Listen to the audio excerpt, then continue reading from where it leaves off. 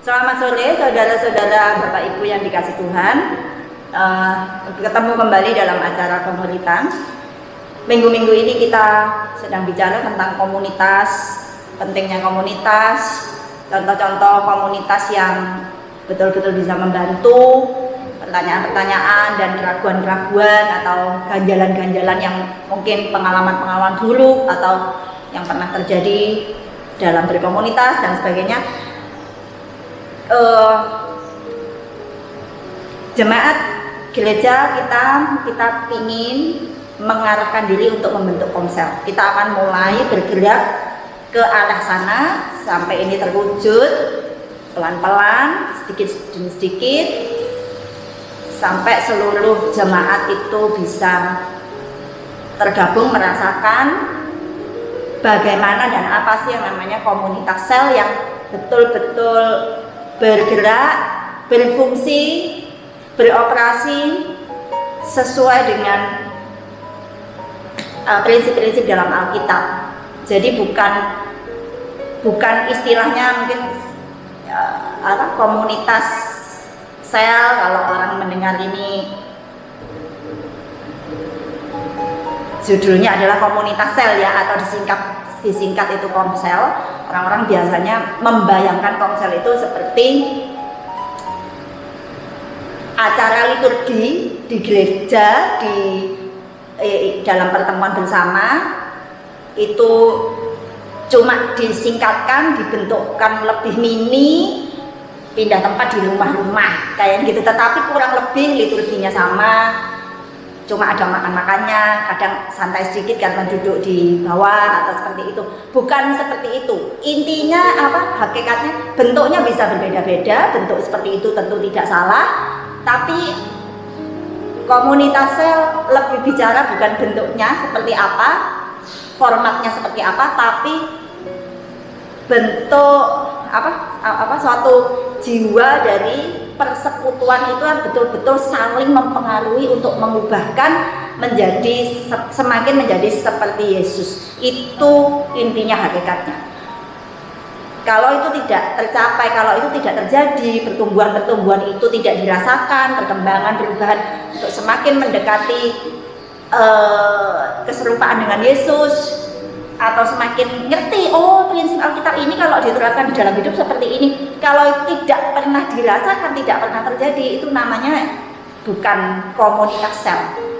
Walaupun bentuknya seolah-olah ibadah begitu, tapi tidak, sebenarnya di dalamnya tidak terjadi proses ilahi oleh pekerjaan Roh Kudus, itu berarti tidak terjadi. Itu bukan itu kalau mau dipaksakan dikatakan komunitas sel ya, komsel yang sia-sia begitu, yang tidak mencapai tujuannya seperti yang dirancangkan Tuhan.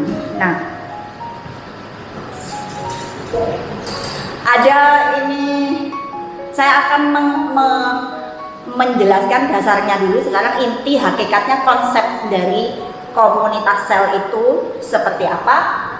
Kita berangkat dari kata sel ya, jadi sel, kita tahu tubuh manusia semua terdiri dari berjuta atau bermiliar triliun, saya tidak tahu, sel. Semuanya berkembang dari satu sel yang mikroskopik. Mikroskopik itu artinya yang tidak terlihat mata, saking kecilnya. Di dalam rahim seorang ibu, waktu benih dari seorang ayah bertemu dengan sel telur dari ibu, disitulah terjadi satu sel baru yang terus berkembang dengan cepat, membelah diri sampai menjadi dalam 9 bulan terbentuk seorang manusia yang sempurna lengkap. Cuma tinggal dilatih, tinggal makan, kasih, dan pokoknya, tapi semua potensi untuk berjalan, untuk berlari, untuk menjadi pintar, untuk ngomong, semua sudah ada di situ, tinggal masalah waktu. Jadi sel itu seperti itu, sangat natural. Sel, kita akan mulai dengan ini, Matius pasal 28.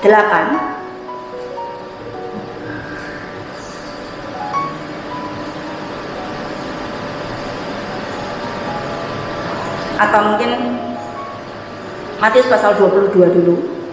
Matius 22 ini dasar kita mengadakan konser. 22 ayat 37 sampai 39. Jawab Yesus kepadanya, kasihilah Tuhan Allahmu dengan segenap hatimu dan dengan segenap jiwamu dan dengan segenap akal budimu.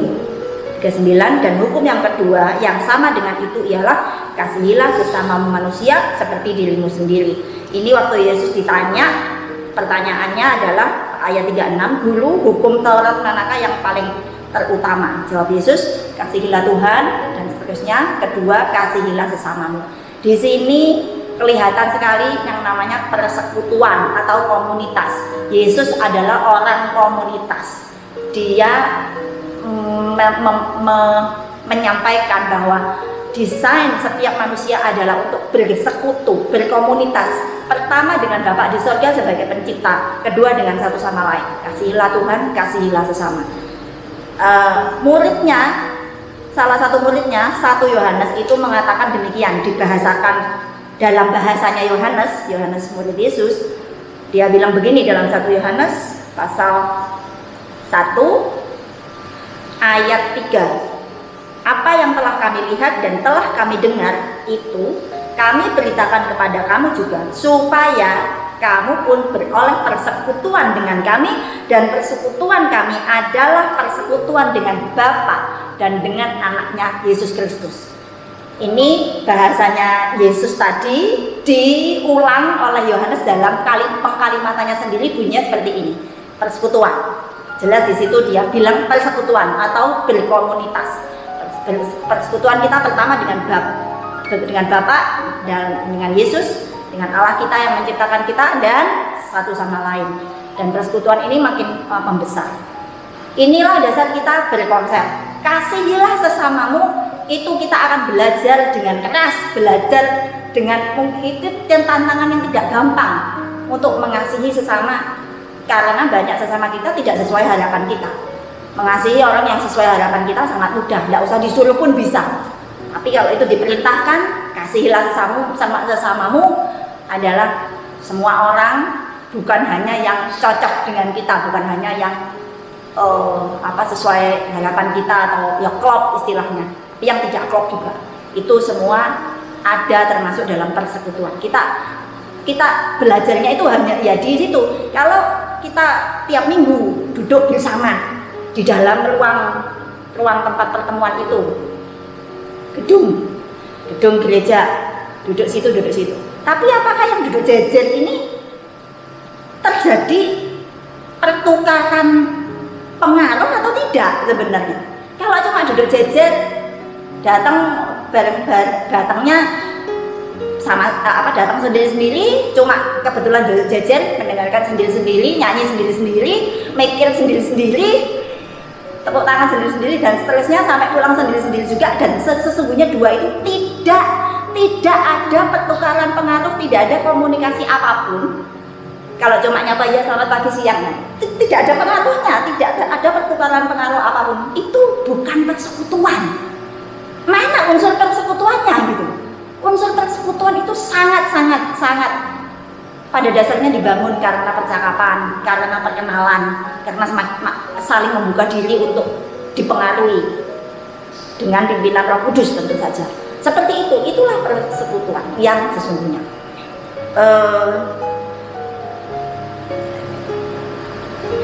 Dan Allah yang mengasihi kita menyuruh murid-muridnya itu memperbesar persekutuan ini.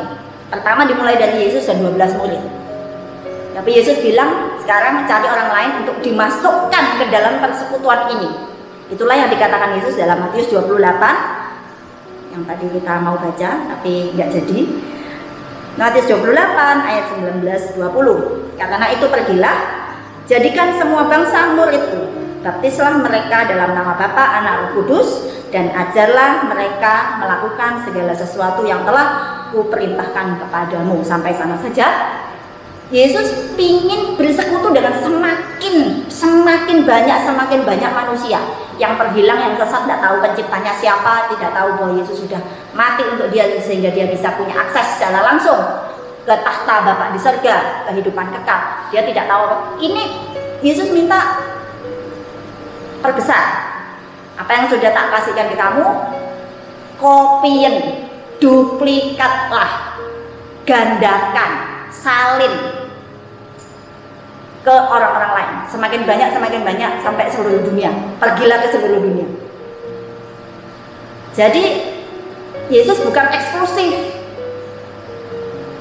maunya segini aja, yang lain enggak, bukan golongan kita, tapi dia ingin sebanyak mungkin orang itu masuk dalam persekutuan ini, yang saling mengasihi, bertambah dalam mengasihi Tuhan, bertambah dalam mengasihi sesama, bertambah dalam menerima kasih Tuhan, merasakan menikmati kasih Tuhan, dan bertambah dalam merasakan menikmati kasih dari sesama. Semua itu persekutuan yang Yesus impikan. Kita mau yang seperti itu yang terjadi di tempat kita, supaya kita betul-betul hidup kena dengan apa yang dimaksudkan Yesus gitu. Yang dimaksudkan Yesus seperti ini. Yesus maunya kita mengalami berkat persekutuan yang seperti ini. Kita juga mau ngejar ke arah sana supaya kita tidak rugi. Nah, kita mau pelajari apa sih yang membedakan gitu, persekutuan yang ilahi, di mana di dalamnya terjadi banyak pertukaran dan banyak saling mempengaruhi, saling mengajar, saling menegur, saling mengingatkan. Apapun yang dikatakan saling-saling di Alkitab itu betul-betul terjadi, betul-betul dirasakan, dinikmati, dan dirasakan manfaatnya oleh masing-masing pribadi. Matius pasal 28 ini saya akan gambarkan dengan sesuatu yang paling simple ya, paling natural, paling organik di dalam hidup kita. Kita semua mengalami itu, cuma kita tidak pernah sadar. Waktu kita semua pernah hanya menjadi satu sel zigot yang tidak berarti, sepele, tidak kelihatan mata, dan tidak ada yang tahu. Kita semua berawal dari sana. Tetapi sel itu kemudian membelah diri. Disitulah terjadi gandaan, proses membanyakkan diri gitu. Seperti tadi Yesus bilang, aku sudah memperbanyak diri kepada kamu. Sekarang kamu kopien, salinlah, duplikasilah, gandakan apa yang kamu sudah terima dari aku ke yang lain lagi, sehingga persekutuan itu semakin besar bilangannya. Ini yang kita mau soroti, proses pembelahan diri sel tubuh, karena namanya aja pembentukan sel. Sebenarnya aslinya saya yakin orang yang pertama kali menemukan kata ini, dia memikirkan sel tubuh. Dan inilah cara sel tubuh membelah. Jadi satu sel sangat, dari satu sel saja, kita semua asalnya dari situ, seperti itu. Dia kemudian menjadi dua sel. Ini dua, masing-masing membelah diri jadi dua lagi. Kemudian cucuknya ini tadi yang jadi sekarang ada 4, membelah diri lagi jadi 2 kali. Begitu terus, dan itu berkembang dengan sangat cepat. Bulan-bulan pertama itu dia menggandakan diri. Nah, ini seperti Yesus. Yesus adalah seperti ibarat satu sel yang dia tanamkan di dalam rahim bumi. Dari situ dia menggandakan dirinya, dan terus semakin banyak sampai dia bilang ini mempersiapkan tubuh Kristus, mempelai wanitanya. Membelah diri dari sini ke sini. Nah, ini prosesnya yang kita mau lihat sedikit saja. Sebelum sel ini bisa membelah diri jadi 2 yang sama tadi ya. Nah, ini kan sama persis. Yang ini persis sama dengan sel induk. Nah, untuk kesini, ini apa yang terjadi prosesnya? Ini yang kita mau lihat. Dia tidak bisa langsung gini terus langsung membelah diri spread gitu ya. Itu namanya jadi sel setengahan yang tidak utuh, cacat. Pertama dia harus di dalam inti dari sel itu, tidak usah terlalu rumit ya, ada yang namanya DNA. Nah ini yang DNA ini yang inti sekali. Sedikit penjelasan tentang DNA yang ada dalam tiap sel tubuh kita. DNA seseorang adalah seperti banyak buku berisi semua data lengkap dari gambar atau rancangan seluruh keberadaan orang tersebut sampai sedetil-detilnya. Bentuk jadinya akan seperti apa, meliputi semua ciri lahiriah, misalnya warna mata, tinggi badan, dan lain-lain, maupun ciri batiniah, misalnya tipe kepribadian, bakat, dan lain-lain. DNA seseorang adalah sama dalam tiap sel di seluruh tubuhnya. DNA dari sel kuku jari misalnya tepat sama dengan DNA dari sel usus atau pita suara. Yang harus menyalin, yang harus dikopi, harus digandakan di luar itu DNA ini. Jadi DNA ini ada di dalam inti.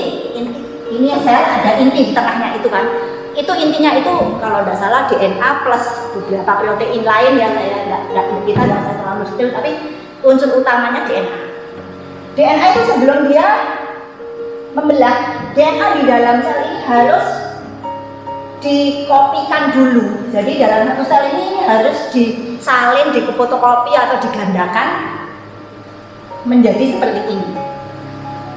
Setelah ini DNA-nya diduplikasi ini baru dia siap membelah diri jadi dua sel yang sama-sama utuh seperti induknya.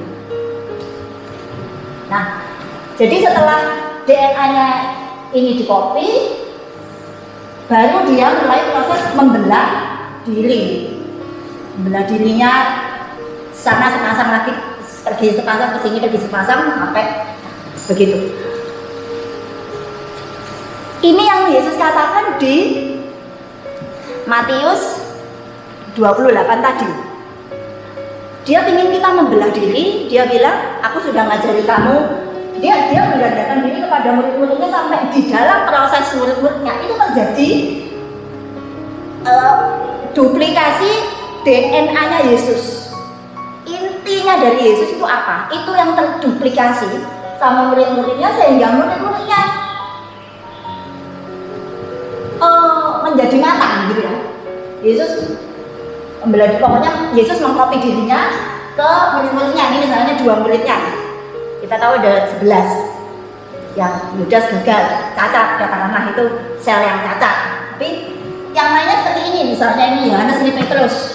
Nah, masing-masing dapat sudah kopinya persis seperti Yesus. Sekarang mereka masing-masing harus mengulang proses yang Yesus kerjakan. Pergilah, beritakan Injil, jadikan semua bangsa muridku, baptis mereka, ajari mereka melakukan segala sesuatu yang aku ajarkan sama kamu. Jadi Petrus, Yohanes itu mengulang di sini. Mereka sekarang seperti yang sepertinya jadi Yesus itu. Mereka menggandakan diri, berusaha mengkopikan DNA-nya Yesus itu tadi. Yesus seperti sel dengan DNA-nya itu dikopikan. Itu mereka berusaha seperti itu, persis melakukan apa yang Yesus lakukan, menggandakan DNA-nya Yesus itu ke murid-muridnya yang lain. Jadi di sini kemudian kalau ini Petrus menggandakan diri. Kalau Petrus saya tidak tahu muridnya. Oh mungkin Markus. Tapi kita ambil Paulus saja. Paulus misalnya ini Paulus menggandakan dirinya dapat murid Timotius sama Titus. Misalnya begitu. Nanti Timotius sama Titus terus berkembang. Jadi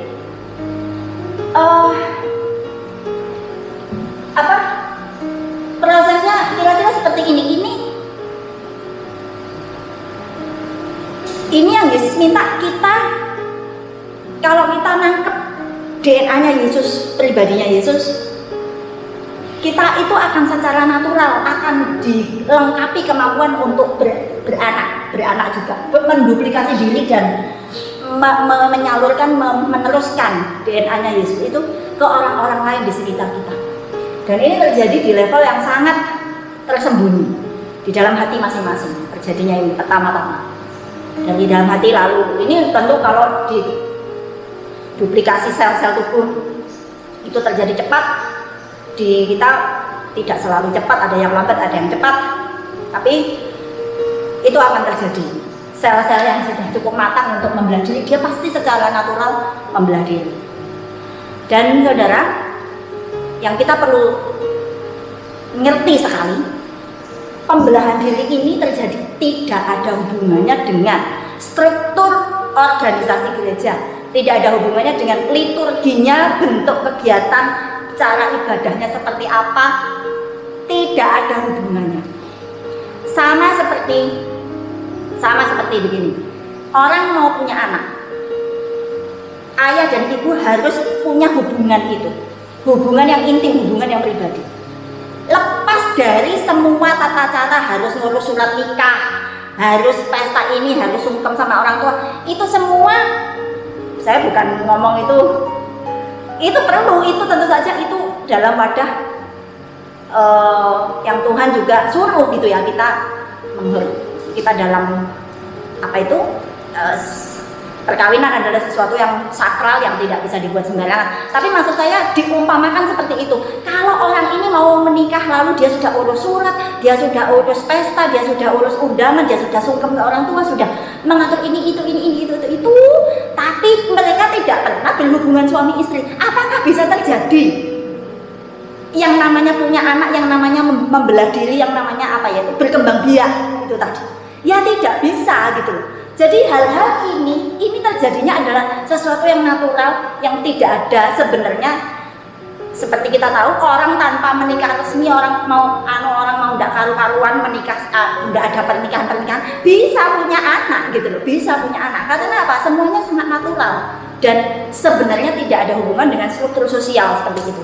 Sama dengan itu, yang paling penting yang membuat kita bisa beranak dan melakukan amanat agung ini bukan struktur gerejanya, bukan tata cara liturginya, itu tempatnya di mana, mau berapa jam, bentuk-bentuk luaran itu tidak ada hubungannya, tidak ada hubungannya dengan itu.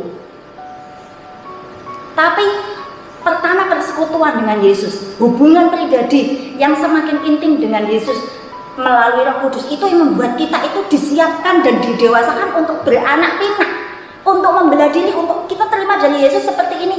Lalu semakin kita ngerti DNA-nya Yesus, semakin kita bagikan kepada orang, itu pasti, itu sudah natural bahwa orang-orang yang membiarkan diri dipengaruhi Yesus itu sulit untuk tidak mempengaruhi orang lain ke arah Yesus. Itu sulit sebenarnya, karena begitu orang terima Yesus dan semakin mengerti Yesus lebih banyak, dia diam aja pun itu kehadirannya sudah membawa perbedaan gitu.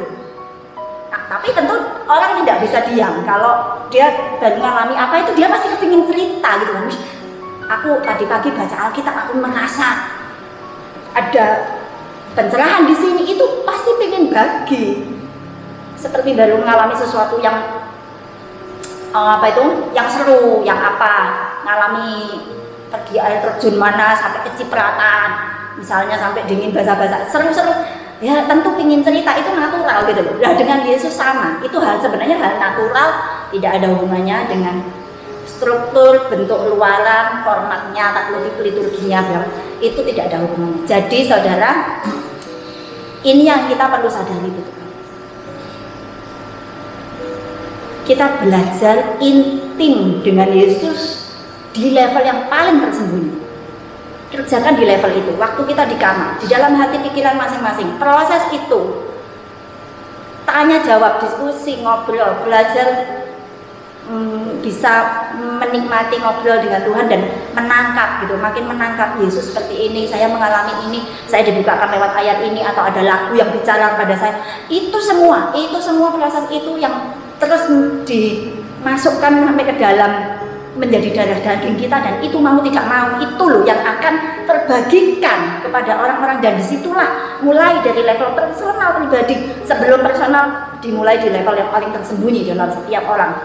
Setelah itu baru kelihatan bentuknya, ada perubahan, ada buah di dalam dirinya, perubahan karakter dan sebagainya. Itu yang kemudian mempengaruhi orang dan membuat orang secara natural akan, kamu berubah deh, kamu kok lain gitu, kamu sekarang kok kelihatan lebih dewasa, seperti itu, kamu lebih tenang, ada getaran yang lain dalam hidupmu, ya seperti itu. Saya pernah melihat orang yang ngomong seperti itu misalnya. Nah, itu tadi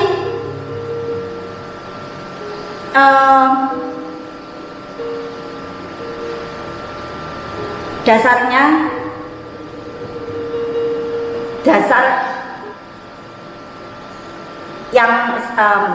perlu diketahui, sedikit dasar yang perlu diketahui tentang komunitas sel, bekerjanya sel tubuh itu membelah diri itu seperti apa. Nah, ini ada video yang mungkin bisa membantu memperjelas prosesnya. Ya, silakan ditonton dulu.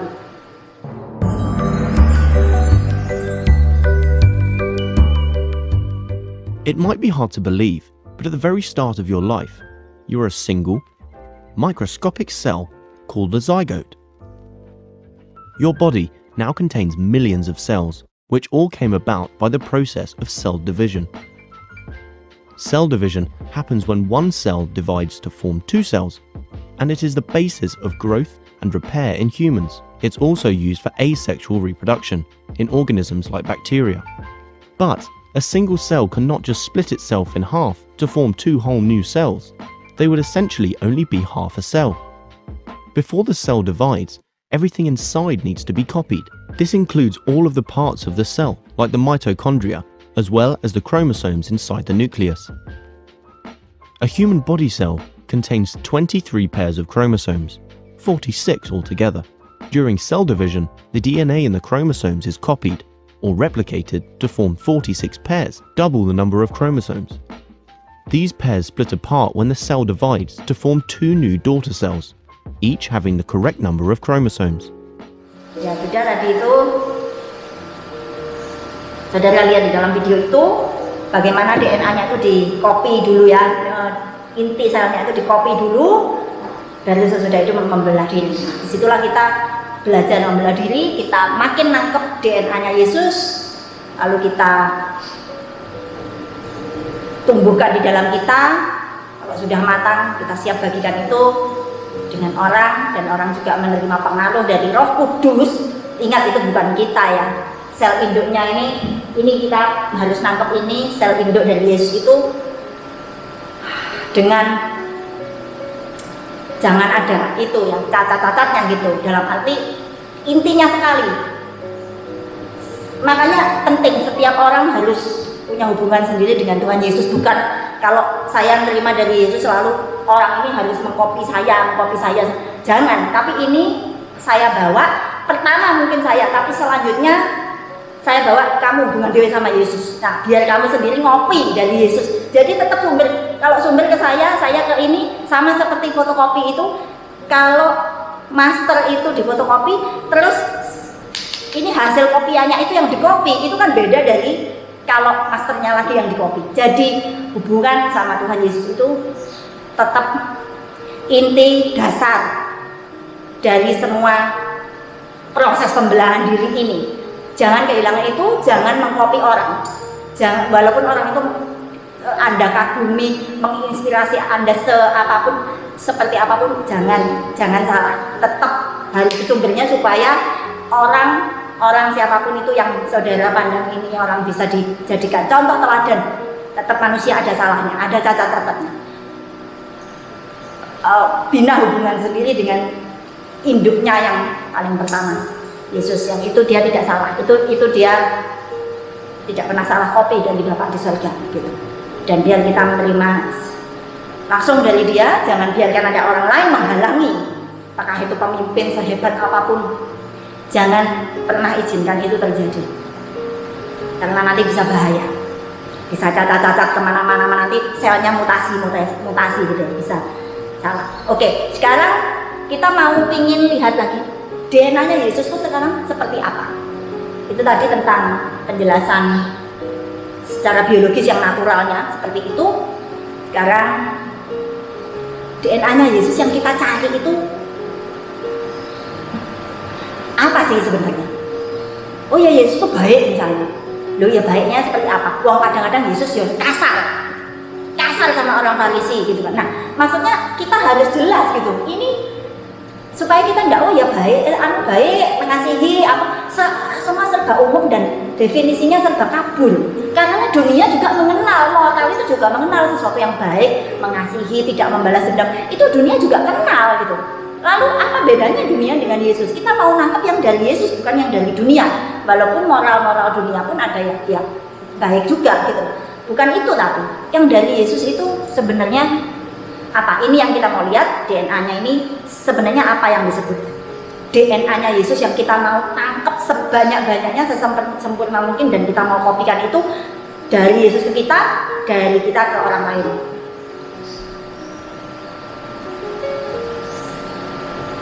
Balik ke Matius 22, salah, 1 Yohanes, Yohanes pasal 15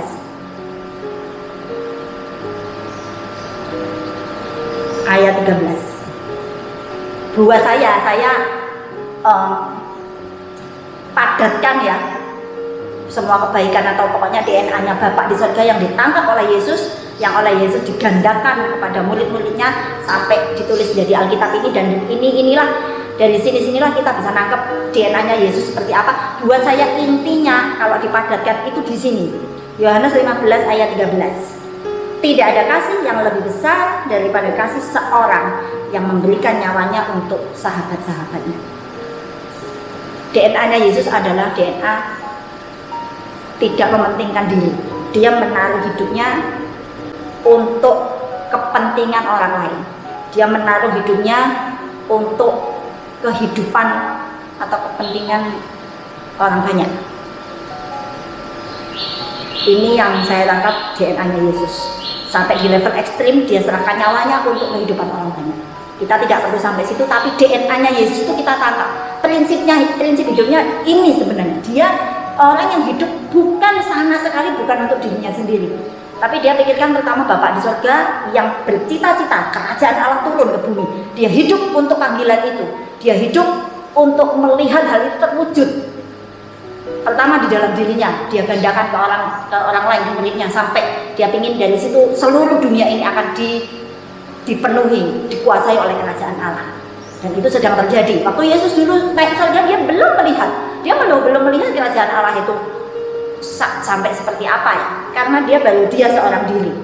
Tapi proses menggandakan dirinya ini yang berhasil. Dia proses menggandakan dirinya itu ke muridnya ke muridnya siapa lagi, terus sampai ke jam ini. Ada saja orang-orang yang nangkep DNA-nya Yesus dan bilang, aku serahkan hidupku untuk kerajaan Allah, untuk pelebaran kerajaan Allah, sampai pergi ke tempat-tempat yang tidak masuk akal sampai mati syahid. Karena mereka berhasil nangkep DNA-nya Yesus, duplikasinya itu berhasil sekali dari Yesus.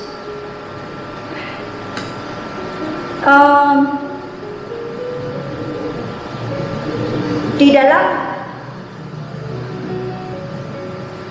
kalimat dari Yohanes sendiri, ini kan Yesus, ini perkataan Yesus ya yang tadi Yohanes 15 itu, dan Yesus dia bilang, inilah DNA-ku, aku serahkan nyawa untuk panggilanku, untuk melihat kerajaan Allah turun, dan kerajaan Allah itu adalah kamu semua gitu.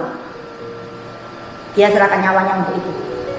Di dalam bahasanya Yohanes sendiri, murid Yesus itu, kita lihat 1 Yohanes, balik ke sana pasal 3 ayat 16. Demikianlah kita ketahui kasih Kristus, yaitu bahwa ia telah menyerahkan nyawanya untuk kita. Jadi kita pun wajib menyerahkan nyawa kita untuk saudara-saudara kita. Ini DNA-nya Yesus yang didapat dari Yesus. Yohanes dapat itu, dan Yohanes bilang, ini loh yang aku dapat dari Yesus. Jadi mari kita saling menduplikasi ini. Kita bergerak, kita bekerja, kita bersekutu dengan Yesus sampai DNA hatinya Yesus itu, yaitu dia tahu bahwa hidupnya bukan untuk dirinya sendiri, tapi untuk Bapa di surga untuk kerajaan Allah dan untuk orang-orang lain bisa mendapat kehidupan kekal, bisa tahu bahwa mereka itu bisa menikmati kasih Allah seperti itu. Itu hidupnya untuk itu semua, dan untuk itu kita meletakkan hidup kita, belajar meletakkan hidup kita untuk hal-hal ini. Disitulah kita nangkep, dan semakin nangkep DNA-nya Yesus, dia merendahkan diri untuk kepentingan orang banyak sampai mati juga dijalani gitu. Itu dalam bahasa Paulus, ini dalam pengkalimatannya Yohanes ya. Kalau Paulus itu ada di dalam Filipi, itu penjabaran Paulus lebih detail dalam Filipi 2 mulai ayat 3. Tidak mencari kepentingan sendiri atau puji-pujian yang sia-sia. Sebaliknya, hendaklah dengan rendah hati yang seorang menganggap yang lain lebih utama daripada dirinya sendiri, atau dia lebih mementingkan kepentingan orang lain daripada dirinya sendiri. Hendaklah, ini dia DNA-nya. Hendaklah kamu dalam hidupmu bersama menaruh pikiran dan perasaan yang terdapat juga dalam Kristus Yesus. Artinya ini DNA-nya Yesus. Ayo kita mau, hendaklah ini ada di dalam diri kita. Yesus itu walaupun dalam rupa Allah tidak menganggap kesetaraan dengan Allah itu sebagai milik yang harus dipertahankan, melainkan mengosongkan dirinya sendiri, mengambil rupa seorang hamba, menjadi sama seperti manusia, dan dalam keadaan manusia merendahkan diri sampai mati, bahkan mati di kayu salib untuk kehidupan orang banyak. Dia mati supaya orang banyak bisa hidup. Ini adalah DNA yang kita mau tangkap. Itu. Sekarang bergerak lebih lanjut ke bagian selanjutnya. Caranya nangkap DNA ini bagaimana? Gitu. Ya tentu tadi sudah disinggung gambarannya melalui persekutuan, hubungan intim dengan Tuhan terus berjalan, hubungan intim dengan hubungan persekutuan yang saling mempengaruhi, saling membuka diri dengan saudara-saudara seiman. Terus begitu. Cuma sedikit dibuat kerangka ya, panduan sedikit, karena ini yang kita akan lebih fokus di komsel kita nanti, seolah-olah menjadi dasar dari kurikulumnya. Nanti kita baca di Yesaya 6 ayat 1 sampai 8, tapi kita akan lompat-lompat aja. Yesaya pasal 6 ayat 1 sampai 8. Dalam tahun matinya Raja Uzia, aku melihat Tuhan duduk di atas tahta yang tinggi dan menjulang, dan ujung jubahnya memenuhi bait suci. Para serafim berdiri di sebelah atasnya, masing-masing punya 6 sayap dan seterusnya. Ayat 3 bilang, mereka para serafim itu berseru seorang kepada seorang, katanya, Kudus, kudus, kuduslah Tuhan semesta alam, seluruh bumi penuh kemuliaannya. Lalu alas ambang bait Allah bergoyang begitu. Lalu ayat 5 bilang, kataku, celakalah aku binasa, sebab aku ini seorang yang najis bibir, tinggal di tengah bangsa yang najis bibir. Namun mataku telah melihat sang raja, yakni Tuhan semesta alam.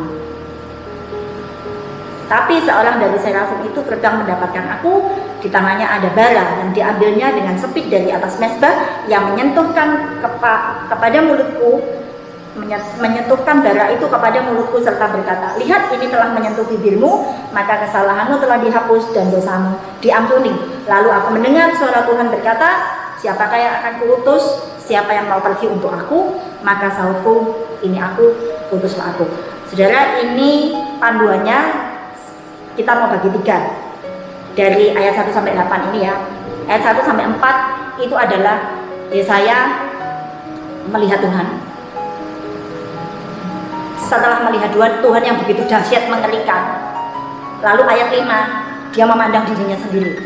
Celaka aku binasa gitu. Sebab aku sudah melihat yang Maha Kudus, Raja segala raja, dan begitu mengerikannya. Jadi ini lalu ketiga ayat 7 ayat 8 yang Tuhan bilang, siapa yang mau utus, siapa yang mau pergi untuk aku, ya saya bilang ini aku, utuslah aku. 3 di sini adalah pertama pandangan kepada Tuhan, kedua pandangan kepada diri sendiri, ketiga pandangan kepada sesama, atau disiapkan untuk menduplikasi diri, bukan diri sebenarnya, tapi menduplikasi apa yang dia terima dari Tuhan itu, yang sudah terduplikasi di dalam dirinya, itu dia siap diutus untuk membagikannya kepada orang lain. Jadi pertama-tama nanti di dalam komsel, panduan garis besarnya atau kerangka dasarnya kita belajar tentang cara memandang Tuhan dengan benar. Karena yang membuat kita itu tidak mampu dewasa untuk siap membelah diri adalah pertama cara pandang kita tentang Tuhan itu banyak salah. Itu dulu kita betulkan. Roh Kudus tentu yang mengerjakan itu, kita cuma membuka diri, bilang saya mau dibetulkan apa sih pandangan yang tidak tepat tentang Tuhan. Kita sering mandang Tuhan itu mengelikan, tukang pukul, tukang kayak satpam atau hansip yang siap dengan pentungnya gitu ya, siap menghukum kapan aja kamu tidak tepat melakukan sesuatu seperti itu. Itu semua membuat kita tidak bisa dewasa, tidak mencapai kesiapan untuk membelah diri kepada orang lain. Pertama pandangan ke Tuhan, kedua kalau pandangan tentang Tuhan sudah betul apa adanya, kita akan memandang diri sendiri. Pertama kita memandang diri tentu saja, ternyata aku ini orang jauh dari standarnya Tuhan gitu. Sebaik-baik apapun saya dari keluarga baik-baik, dan sebagian besar hampir semua saudara juga adalah orang baik-baik gitu. Tapi bukan orang baik-baik yang bisa hidup di hadapan Tuhan, bukan. Kalau orang baik-baik terus berpegang sama aku baik-baik kok, tidak seperti orang itu pelacur, orang itu ya suka nipu, seperti itu tidak sadar bahwa Tuhan itu kayak apa gitu loh. Dan kita tidak pernah mencapai sebaik-baik moral apapun kita itu tidak masuk hitungan sama sekali buat Tuhan. Kita tidak pakai kebaikan diri itu gitu. Di hadapan Tuhan tidak tanya kamu orang baik-baik atau bukan orang baik-baik, karena banyak orang yang tidak baik-baik Tuhan kasihi, dan orang itu merasakan sekali, dan orang itu mendapat bisa mempersilahkan Tuhan mengubah dirinya luar biasa sampai jauh melesat melebihi orang yang baik-baik. Jadi pertama pandangan tentang Tuhan yang benar itu akan begitu mempengaruhi pandangan kita tentang diri sendiri, dengan jujur dosa kita seperti apa, kemudian tapi dengan jujur juga bahwa Tuhan menyediakan penebusan, pengampunan yang luar biasa, indah, gratis. Bukan gratis, seseorang sudah membayarnya sangat-sangat mahal gitu, karena kita tidak bisa membayarnya, makanya orang lain yang membayar dan dikasihkan ke kita, yaitu Yesus dengan korban darahnya, tubuhnya sendiri di kayu salib. Itu kita melihatnya itu dengan betul. Kalau kita itu terus merasa orang baik-baik, kita tidak akan pernah merasa betul-betul butuh yang namanya penebusan, pengampunan dosa. Apa ya yang diampuni dari aku selama ini baik-baik saja, ya jujur di toko, tidak pernah kasar sama orang. Cuma sekitar, bukan itu, saudara. Itu terus tidak akan membuat kita betul-betul mampu menjadi sel yang matang yang siap membelah diri. Dan tidak bisa melakukan firman Tuhan, amanat agung Kristus. Jadi pandangan tentang Tuhan kalau sudah betul itu akan mempengaruhi pandangan kita pada diri sendiri. Kita ini dipandang berharga mulia walaupun dari keadaan lumpur yang bagaimana itu. Nah kemudian setelah 2 itu terus diproses, lama-lama kita akan siap memandang orang lain pun itu berbeda. Memandang orang lain, kita siap untuk diutus melayani dan menyerahkan hidup kita untuk pembangunan orang lain, untuk menduplikasi Yesus kepada orang lain ini. Itu kita disiapkan untuk itu. Kalau 2 yang yang pertama itu sudah lebih matang, lebih disiapkan, yaitu sekali lagi pandangan yang benar tentang Tuhan, pandangan yang benar tentang diri sendiri, lalu pandangan yang benar untuk siap melayani orang lain. Itu sejalan dengan hukum kasih yang kita tadi baca. Kasihilah Tuhan sesamamu, kasihilah Tuhan dengan segenap hatimu, kasihilah sesama manusia seperti dirimu sendiri. Jadi kalau mau diperjelas urutannya, kasihilah Tuhan, lalu kasihilah dirimu, sebagaimana seberapa matang kamu bisa mengasihi dirimu sendiri, sematang itulah atau setulus itulah kamu bisa mengasihi orang lain dan menaruh dirimu untuk melayani mereka. Ini penjelasan pertama, mungkin pendahuluan Pertama, saya tidak tahu apakah akan ada yang kedua dan seterusnya. Mungkin ada beberapa tips praktis nanti dari saudara-saudara yang lain, atau mungkin dari saya juga. Tapi ini dasarnya seperti inilah tubuh yang organik, tubuh Kristus yang organik itu membelah diri dan berproses itu. Saudara, sebentar lagi kalau antikris datang, tidak usah bingung sama gedung gereja, tidak usah bingung sama liturgi, itu semua tidak akan pakai. Kita akan lari ke sana kemari, serabutan dikejar-kejar itu yang musuh-musuh gitu. Tapi sejauh kita membawa Yesus DNA-nya itu di dalam kita siap menduplikasikannya bahkan kepada musuh-musuh ini.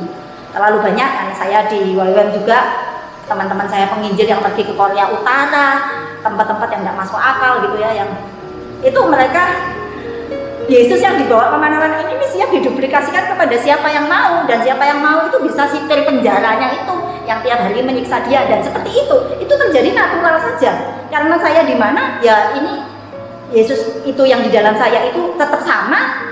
Apakah saya di tengah pujaan orang atau saya di tengah penghinaan orang, itu sama, dan secara natural itu akan terlihat gitu, dan membawa pengaruh kepada lingkungan.